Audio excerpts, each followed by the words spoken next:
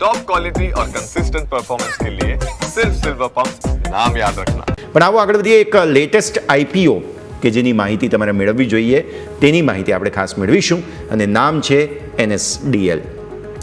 બહુ જ મહત્વપૂર્ણ કંપની છે. CDSL ઓલરેડી ડાયરેક્ટ કમ્પિટિટર માર્કેટમાં લિસ્ટેડ છે અને આવી સ્થિતિમાં NSDLના આવવાથી શું થશે શું નહીં અને NSDLના આઈપીઓની વિગતો શું છે જાણીશું મારા સહયોગી યોમિક પાસેથી. યોમિક, જણાવો NSDL આઈપીઓ જાણવા જેવું શું છે? જી યસ, સ્વાભાવિક છે કે હવે માર્કેટ ઘણા ટાઈમથી હવે આઈપીઓ માટે હવે થોડા રોકાણકારો ભૂખ્યા થયા એવું લાગી રહ્યું છે. કારણ કે જોઈએ તો છેલ્લા આપણે 3-4 મહિના ભૂલી જાઓ, 3-4 મહિના આપણે જો લાસ્ટ જોઈએ તો કોઈ એવા આઈપીઓ નથી આપ્યા કે જેને 50%થી વધારે આપણને ગ્રે માર્કેટ કે જેને લિસ્ટિંગ આપ્યું હોય.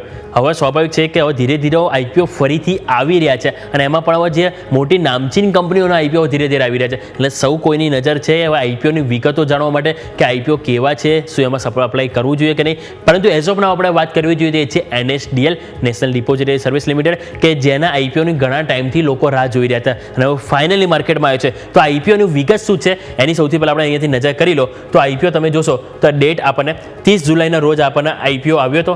તમે જો તો અહીંયાથી 1 ઓગસ્ટના રોજ તમે અપ્લાય કરી શકશો. 30 જુલાઈ એટલે કે આવતા અઠવાડિયે જે આવશે બુધવારના રોજ તમે શુક્રવાર સુધી અપ્લાય કરી શકશો. હવે તમે જો પ્રાઇસ બેન્ડ જુઓ તો 760 રૂપિયાથી 800 રૂપિયા રાખવામાં આવી છે. 800 રૂપિયા એની કટ ઓફ પ્રાઇસ છે. ફેસ વેલ્યુ 2 રૂપિયા છે, એટલે કે ઓલરેડી સ્પ્લિટ થયેલો છે. લોટ સાઇઝ જોશો તો એક લોટમાં મિનિમમ 18 શેરનો સમાવેશ કરવામાં આવી રહ્યો છે. એપ્લિકેશન અમાઉન્ટ તમે જોશો તો અહીંયાથી તમને જોવા મળશે તો 14,000 ઉપર સ્વાભાવિક છે, 14,000-15,000ની રેન્જમાં તમને જોવા મળશે. બીજું સાઇઝ તમે જોશો તો 4,011 કરોડની એપ્રોક્સ સાઇઝ આપણને જોવા મળી રહી છે અને OFS છે, એટલે ઓફર ફોર સેલ છે. અને રિટેલ પોર્શન તમે જોશો 35% અહીંથી જોવા મળી રહે છે. પરંતુ જેમ આપણા કોઈને ખ્યાલ છે કે આપણે જે પણ રોકાણકારો આઈપીઓ ભરતા હોય ડીમેટ એકાઉન્ટ તો કમ્પલસરી હોય જ, અને ડીમેટ એકાઉન્ટ બે જ જગ્યા હોય છે, કાં તો CDSL હોય કાં તો NSDL હોય.